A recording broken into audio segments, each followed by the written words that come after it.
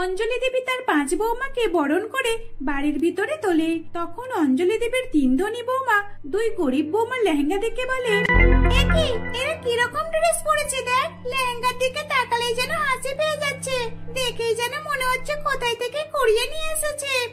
তা যা বলেছিস সুমনা, তুই একদম ঠিক বলেছিস। দেখ না, লেহেঙ্গার কালারটা দেখ, যেন হাঁ করে তাকিয়ে রয়েছে। মা, আপনি কিভাবে আপনার 2 বড় ছেলে আর মেজো ছেলের সঙ্গে এরকম গরিব মেয়ের বিয়ে দিলেন? আপনি কি আমাদের মতো ধনী মেয়ে দেখতে পারলেন না? আমরা দেখুন কত ধনী, আর যৌতুকে কত কি নিয়ে এসেছি। আপনার 2 গরিব বৌমা তো কিছুই নিয়ে আসেনি। হ্যাঁ মা, আপনি একবার দেখুন তো, আপনার 2 গরিব বৌমা কিরকম খালি হাতে চলে এসেছে। দেখো আমার 3 ধনী বৌমা, ওই রকম করে কাউকে কিছুই বলো না। আর তাছাড়া ধনী গরিব ওসব তো কিছুই হয় না, ওসব আমরা ভেবে থাকলে তবেই হয়। আর তোমরা যদি তোমাদের বড় 2 যাকে তোমাদের মতোই করে দেখো, তাহলে নিশ্চয়ই ওরাও তোমাদের সঙ্গে ভালো ব্যবহার করবে। আর আমি জানি ওরা 2 বোনই খুব ভালো। আচ্ছা, এখন অনেক কথা হলো, এবার যাও তোমরা নিজেদের রুমে গিয়ে রেস্ট নিয়ে নাও। এই বলে অঞ্জলি দেবী তার 3 ধনী বৌমাকে একটা রুমে পাঠিয়ে দেয় আর নিচে অন্য একটা রুমে চলে যায়। আসলে অঞ্জলি দেবীর বাড়িতে ঠিক 2টা রুম ছিল আর একটা রান্নাঘর। সে তার 5 বৌমাকে একটা রুমে পাঠিয়ে দিয়েছিল ঠিকই, কিন্তু 3 ধনী বৌমা তাদের 2 গরিব বৌমাকে অনেক অপমান করতে থাকে। এই, তোরা আমাদের রুমে কি করছিস? এখানে শুধু আমরা 3 জনই থাকবো, তোরা এখান থেকে চলে যা।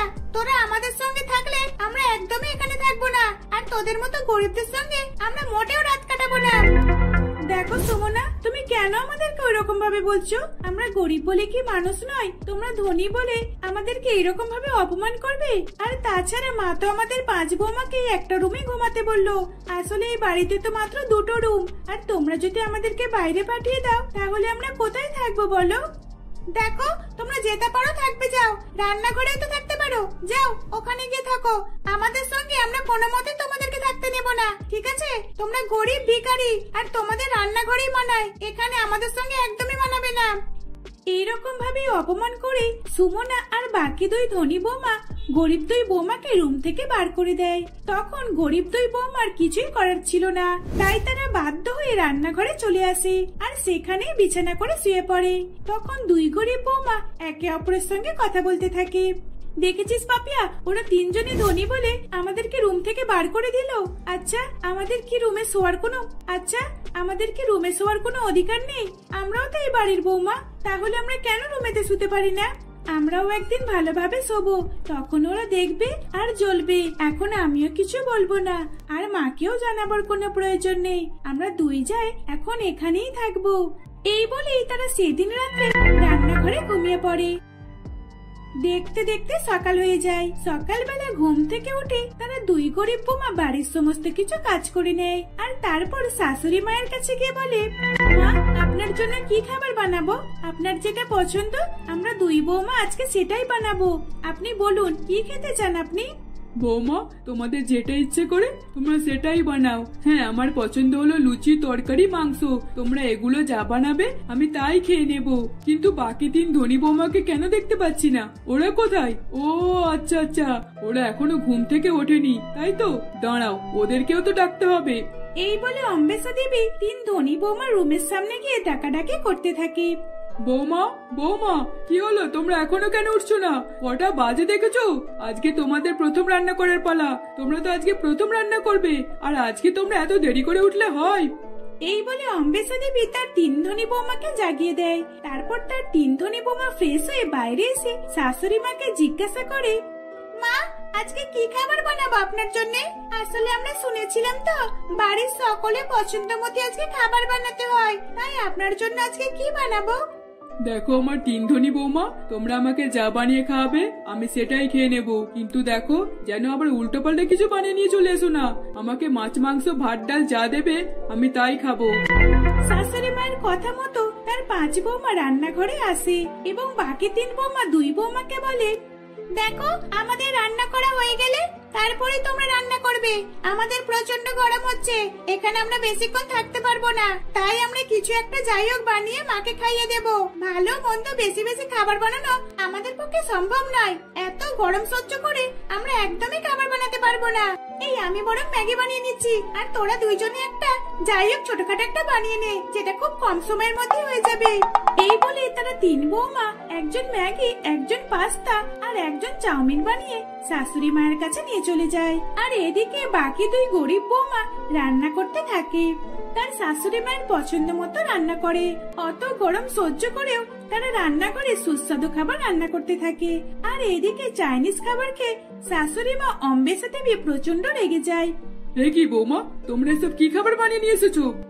কি করবো বলুন, গরমকালে তো রান্নাঘরে গরম সহ্যই করা যাচ্ছে না। রান্নাঘরে এক মুহূর্ত থাকতে পারছি না, তাই আমরা এরকম খাবার বানিয়ে নিয়ে আসলাম। অত গরম কি সহ্য করা যায় বলুন? যাও, এসব খাবারগুলো নিয়ে চলে যাও। আমি এসব খাবার কিছুই খাবো না।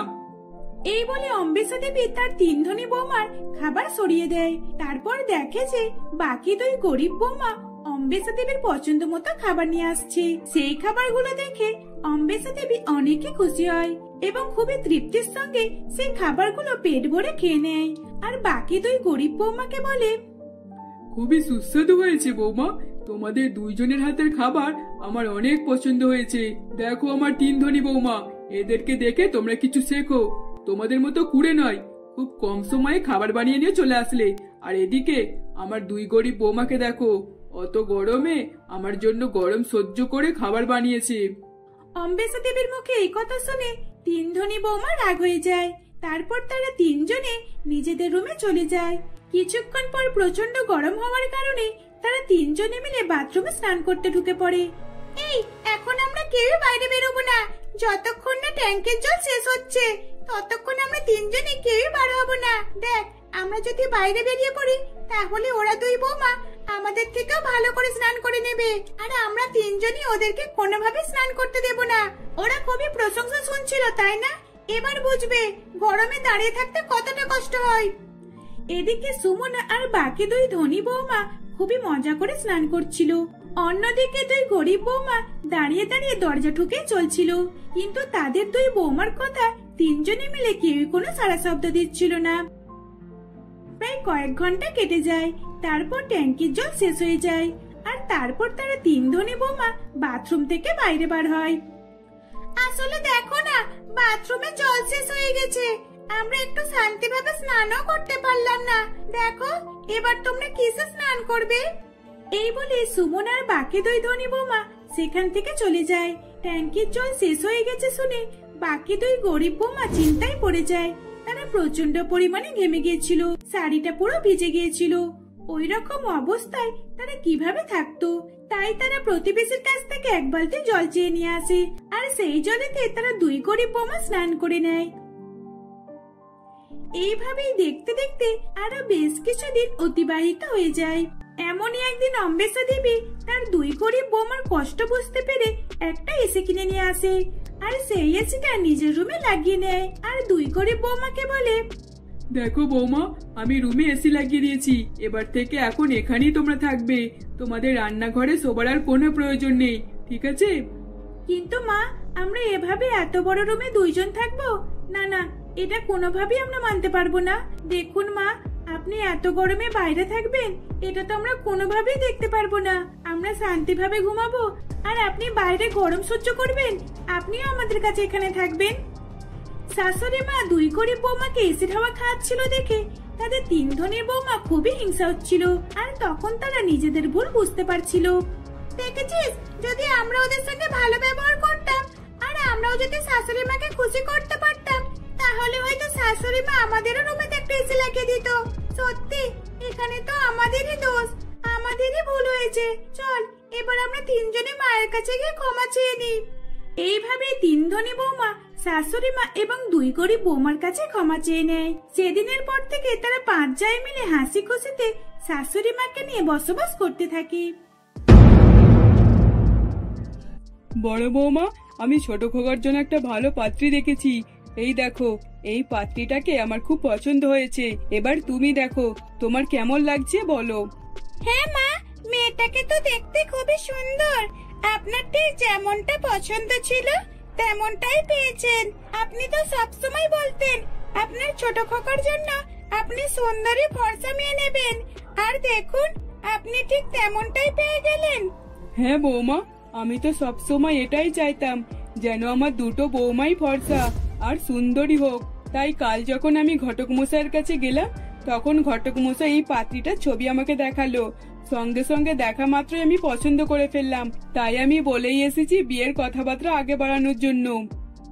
মা, কিন্তু আপনি একবারও আপনার ছোট খোকা রাহুলকে জিজ্ঞাসা করলেন না? যতই যাই হোক, একবার জিজ্ঞাসা করে দরকার। আজকে ছোট খোকা আর বড় খোকা যখন অফিস থেকে বাড়িতে আসবে তখন আমি ওদের পাত্রীর ছবিটা দেখিয়ে দেব, সব কথা জানিয়ে দেব। তখন আমি ওকে পাত্রীর ছবিটা দেখিয়ে সব কথা জানিয়ে দেব। এই বলে কমলা দেবী নিজের রুমে চলে যায়। পাপিয়া রান্নাঘরের কাজে ব্যস্ত হয়ে পড়ে। আসলে কমলা দেবী তার স্বামী পলাশ বাবু এবং দুই ছেলে শোভন ও রাহুল এবং বড় বৌমা পাপিয়াকে নিয়ে শহরে বসবাস করে। শোভন আর রাহুল দুই ভাই একই অফিসে কাজ করে। সেখান থেকে ভালো টাকায় উপার্জন করে, আর সেই টাকা দিয়ে তারা সংসার চালায়। বাড়িতে কোনো কিছুরই অভাব ছিল না। তাই এই কারণেই কমলা দেবীর ছোট ছেলেরও বিয়ে দেবার জন্য উঠে পড়ে লেগেছিল। সেদিন তারা দুই ভাই বাড়িতে ফিরতে হাত পা ধুয়ে যখন খাবার টেবিলে খাবার খেতে বসে, তখন কমলা দেবী রাহুলের জন্য যে পাত্রীটা দেখেছিল সেটা রাহুল আর শোভনকে দেখায়। বড় খোকা, ছোট খোকা, এই দেখ, আমি এই পাত্রীটাকে পছন্দ করেছি। এর নাম হলো নন্দিনী, মানে রাহুলের জন্য। দেখ, মানে রাহুলের জন্য। দেখ ছোট খোকা, তোর পছন্দ হয়েছে তো? মা, আমি আর কি বলবো, তুমি পছন্দ করে ফেলেছো মানে বিয়ে তো করতেই হবে, তাই এতে আমার কিছু বলার নেই। ঠিক আছে, আমি রাজি। দেখেছো বড় বৌমা, আমি তোমাকে বললাম না রাহুল আমার কথাতেই রাজি হয়ে যাবে। এই কারণেই আমি ঘটক মশাইকে বিয়ের কথা আগে বাড়ানোর জন্য বলে এসেছি। এইরকম ভাবে কমলা দেবী এবং তার পরিবার সকলেই সেদিন অনেক খুশি হয়। তারপর তারা খাওয়া দাওয়া শেষ করে যে যার রুমে চলে যায়। দেখতে দেখতে বেশ কিছুদিন অতিবাহিত হয়ে যায়। এমনই একদিন কমলা দেবী তার ছোট ছেলে রাহুল এবং বড় বৌমা পাপিয়াকে নিয়ে নন্দিনীর বাড়িতে তাকে দেখবার জন্য যায়। মা, আপনি ঠিক যেমনটা ভেবেছিলেন তেমনটাই তো? তাহলে আর কথাবার্তা মেটাতে বেশি দেরি করবেন না, আজই বরং কথাবার্তা মিটিয়ে নিন, না হলে আরো দেরি হয়ে যাবে। হ্যাঁ বড় বৌমা, তুমি একদম ঠিক বলেছো। আমিও সেটাই ভাবছি। আজকেই আমি বিয়ের কথাবার্তাটা মিটিয়ে নেব, তারিখটা ঠিক করে তবেই এখান থেকে যাব। শাশুড়ি মায়ের কথা শুনে পাপিয়া আস্তে আস্তে মুচকে হাসতে থাকে। তারপর কমলা দেবী নন্দিনীর মাকে বলে, দিদি, আপনাদের মেয়েকে আমার খুব পছন্দ হয়েছে। আর আমার ছেলের তো পছন্দ অপছন্দের কোনো ব্যাপারই নয়। আমার পছন্দ মানে আমার ছেলেরও পছন্দ। এই নিয়ে আপনি একদম চিন্তা করবেন না। আপনি শুধু বলেন বিয়ের তারিখটা কবে ফেলবেন। দিদি, এইসব আর আমরা কি বলবো, আপনি যেদিন বলবে সেদিনকেই আমরা রাজি আছি। এইভাবেই নন্দিনীর মার কমলা দেবী দুই পক্ষ কথাবার্তা বলার পর তারা একটা শুভ লগ্ন দেখে বিয়ের তারিখ ঠিক করে ফেলে। কথাবার্তা মিটিয়ে তারা সেখান থেকে চলে আসে। রাহুল এবং তার বৌদি আর তার মা চলে যাবার পর নন্দিনীর মা নন্দিনীকে বলে, দেখ নন্দিনী, আমি তোর ভালোর জন্যই বলছি, তুই শ্বশুর বাড়িতে গিয়ে একদম ওই রকম ঝাল খাবার খাবি না। যতই যাই হোক না কেন, তোর শাশুড়ি মা শ্বশুর মশাই বড় যা খুবই ভালো, কিন্তু তুই এইসবের কিছু ফায়দা নিবি না। ওনারা যা বলবেন তাই করবি। আর এই ঝাল খাওয়া একদমই বন্ধ করে দে। তুই তো জানিস তোর জন্য তরকারি আমাকে আলাদা ভাবেই রান্না করতে হয়। তোর মতো ঝাল তরকারি আমাদের বাড়িতে কেউই খেতে পারে না। তুই যখনই তরকারি বানাস তখনই তরকারিতে এক ডিব্বা লঙ্কার গুঁড়ো ঢেলে দিস। আর এইরকম ভাবে কি শ্বশুর বাড়িতেও রান্না করবি? মা, তাহলে আমি ওখানে গিয়ে ঝাল খেতে পারবো না? না, এটা আমি করতে পারবো না। ঝাল ছাড়া তো আমি থাকতেই পারি না। আর একদিন না ঝাল খেলেই যেন আমার মনটা কেমন করে। ঠিক আছে মা, এখন তুমি আমাকে ওইসব কেন বলছো? আগে বিয়েটা হতে দাও, তারপর না হয় কথা। এই বলে নন্দিনী নিজের রুমে চলে যায়। দেখতে দেখতে আরো বেশ কিছু মাস কেটে যায়। নন্দিনী আর রাহুলের বিয়ের দিন চলে আসে। বিয়ের দিন নন্দিনী তার বন্ধুদেরকে ঝাল ফুচকা নিয়ে আসার কথা বলে। নন্দিনী, তুই আজকেও ঝাল খাবি? মানে তুই কি তোর মেকআপটা নষ্ট করতে চাস? ঝাল খাওয়া মাত্রই তো তোর চোখ দিয়ে জল বের হয়, আর তুই সেই জলেতে তোর মেকআপটা নষ্ট করবি, তাই তো? এত টাকা দিয়ে মেকআপ করা, তুই সেটাকে খারাপ করে দিবি? উফ, চুপ কর তো। আমার মেকআপ যাই হয়ে যাক না কেন, ঝাল ফুচকা না খেয়ে আমি বিয়ের মণ্ডপে বসবো না। তোরা আগে যা, আমার জন্য ঝাল ফুচকা বানিয়ে নিয়ে আয়। ফুচকাওয়ালাকে বলবি ভালো করে বেশি করে ঝাল দিতে। নন্দিনীর কথাতেই তার বান্ধবীরা ঝাল ফুচকা আনতে বাধ্য হয়। কিছুক্ষণের মধ্যে নন্দিনীর দুইজন বান্ধবী নন্দিনীকে ঝাল ফুচকা জোগাড় করে দেয়। বেশ কিছু ঝাল ফুচকা খাবার পর নন্দিনী খুব খুশি হয়। তারপর সে বিয়ের মণ্ডপে বসে। দেখতে দেখতে বেশ কয়েক ঘন্টার মধ্যে রাহুল আর নন্দিনীর বিয়ে সম্পূর্ণ হয়ে যায়। তারপর নন্দিনীকে নিয়ে রাহুল তার নিজের বাড়িতে চলে যায়। ছোট বৌমা বাড়িতে আসতেই কমলা দেবী তাকে বরণ করে বাড়ির ভিতরে আসতে বলে। বড় বৌমা, আজ কিন্তু তোমাকেই সব করতে হবে। আসলে সব করতে হবে মানে কাজ কাম তো সব হয়েই গেছে। মানে আমি বলতে চাইছি যে ছোট বৌমাকে সবকিছু শিখিয়ে দেওয়ার দায়িত্ব তোমার। মানে আমাদের রান্নাঘরটা কোন দিকে, আর রান্নাঘরে কোথায় কি রয়েছে না রয়েছে, আর তারপর নিজের রুমটা কোন দিকে, আর সবচেয়ে মেন কথা হলো কাল সকাল সকাল উঠতে হবে, এটা কিন্তু বলে দিও। হ্যাঁ হ্যাঁ মা, আপনি একদম চিন্তা করবেন না, আমি আপনার ছোট বৌমাকে সবকিছু শিখিয়ে দেব। এইভাবেই পাপিয়া তার ছোট যা নন্দিনীকে চারিদিকটা ঘুরিয়ে দেখাতে থাকে এবং কোথায় কি আছে না আছে এটাও বলে দিতে থাকে। তারপর রান্নাঘরের সব জিনিসপত্র দেখিয়ে দেয়, আর তারপর নন্দিনীর রুমে নন্দিনীকে দিয়ে আসি। এইরকম ভাবেই দেখতে দেখতে সকাল হয়ে যায়। সকালবেলা নন্দিনীর বড় জায়ের কথা মতো তাড়াতাড়ি উঠে রান্নাঘরে চলে যায় এবং সকলের জন্য জলখাবার বানাতে থাকে। নন্দিনী সকালের জলখাবারের নাস্তাতে সকলের জন্য পুরি আর আলুর দম বানায়, আর সেই আলুর দমে নন্দিনী অনেক বেশি লঙ্কার গুঁড়ো দিয়ে দিয়েছিল। কিছুক্ষণের মধ্যেই জলখাবার কমপ্লিট হয়ে যায়। তারপর সে খাবার টেবিলে সেগুলো সকলকে বেড়ে দেয়। সকলে পুরি আর আলুর দম একগাল খেয়েই বলে, বাবারে বাবা, ছোট বৌমা আমাকে তাড়াতাড়ি জলের গ্লাসটা দাও। উফ, কি ঝাল রে বাবা, এইরকম ঝাল খাবার আবার কেউ খায় নাকি? ছোট বৌমা, তুমি কি আলুর দম বানাতে জানো না? এরকম ঝাল আলুর দম কেউ খায় নাকি? আমাদের বাড়িতে তো কেউ এত ঝাল খাবার খায় না। নন্দিনী, তুমি সকলের জন্য এত ঝাল খাবার বানিয়েছো। আমি বুঝতে পারছি তুমি আজকে নতুন বলে হয়তো বুঝতে পারছো না, তাই তো? কিন্তু তুমি চিন্তা করো না, আমি আস্তে আস্তে তোমাকে সবকিছু শিখিয়ে দেব। এইভাবেই পাপিয়া তার ছোট যা নন্দিনীকে বোঝাতে থাকে। দেখতে দেখতে বেশ কিছুদিন অতিবাহিত হয়ে যায়। পাপিয়া একের পর এক নন্দিনীকে খাবার বানানো শিখিয়ে দেয় এবং কেমন কি মশলাপাতি দিতে হয় সেটাও বুঝিয়ে দিতে থাকে। এমনই একদিন নন্দিনী পাপিয়াকে বলে, আসলে বড় বৌদি, তোমাকে একটা সত্যি কথা বলবো। হ্যাঁ হ্যাঁ, কি বলবে বলো না। জানো তো বড় বৌদি, আমি ঝাল খেতে ভীষণ পরিমাণে পছন্দ করি, আর এই কারণেই আমি সব তরকারিতে বেশি বেশি ঝাল দিয়ে দিই। তাই জন্য সেদিন আমি খাবারে বেশি পরিমাণে ঝাল দিয়ে দিয়েছিলাম। সত্যি, আমার মতো তো ঝাল এখানে কেউই খায় না, মনে হচ্ছে আমাদের বাড়িতে কেউ খেতেও না, আর এখানে তো দূরের কথা। আচ্ছা আচ্ছা, এখন বুঝতে পারছি, তুমি ঝাল খাবার খাও বলে সকলের জন্য ঝাল খাবার বানিয়েছিলে, তাই তো? কিন্তু এই বাড়িতে তো কেউই ঝাল খাবার খায় না, আর তোমার মতো ঝাল তো কেউই খায় না। এইভাবেই তারা দুই জায় মিলে কথাবার্তা বলতে বলতে বাড়ির কাজ কাম মিটিয়ে ফেলে।